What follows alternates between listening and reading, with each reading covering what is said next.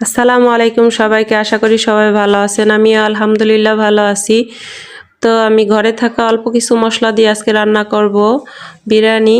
তো মুরগির গোশত নিয়েছি, আমি এখানে নিছি নতুন আলু ছোট ছোট। তো এটাকে আমি নুন আর মরিচের গুঁড়া দিয়ে একটু মাখাই নিছি, তারপর এটাকে ভাজলাম, আমি হালকা ভাজছি আমি। তো বন্ধুরা উঠাই নিয়েছি, উঠাই নেওয়ার পরে আমি দিয়ে দিলাম পেঁয়াজ কুচি, লবণ, দারচিনি, এলাচ, লং দিয়ে আমি এটাকে ভাজবো হালকা। ঠান্ডার করে রাখছিলাম কিছু মশলা বন্ধুরা, সেটা আমি দিয়ে দেবো এটার ভিতরে। তারপরে দিয়ে এটাকে কষাবো আমি। দিয়ে দেবো এখন আদা বাটা, রসুন বাটা, তারপরে শুকনা গুঁড়া মশলাগুলোও দিব।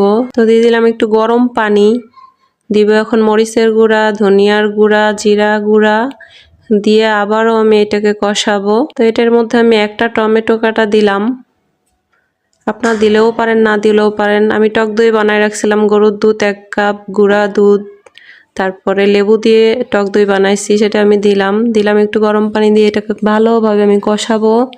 কষানো আমার প্রায় শেষ। দিলাম আমি একটু বিরিয়ানি মশলা, এটা দিয়েও আমি একটু কষাবো। তো বন্ধুরা কষানো শেষ হয়ে গেলে আমি দিয়ে দেবো গোশগুলা। তারপর কষানো শেষ, দিয়ে দিলাম গোশগুলা। এটাকে আমি গরম পানি দিয়ে রান্না করব কতক্ষণ।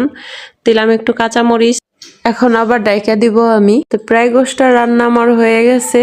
1 চা চামচের মতো টমেটো সস দিলাম। তখন আলুটা সিদ্ধ হয়ে গেছে বন্ধুরা ভালো মতো। তো এখন আমি দিয়ে দিলাম চালগুলা, আগে থেকে ধুয়ে রাখা, ঝরায় রাখছিলাম পানি আমি। তো এটাকেও আমি সুন্দরভাবে মেশাবো। মেশানো হয়ে গেলে আমার গরম পানি দিয়ে দেবো এটার মধ্যে আমি পরিমাণ মতো।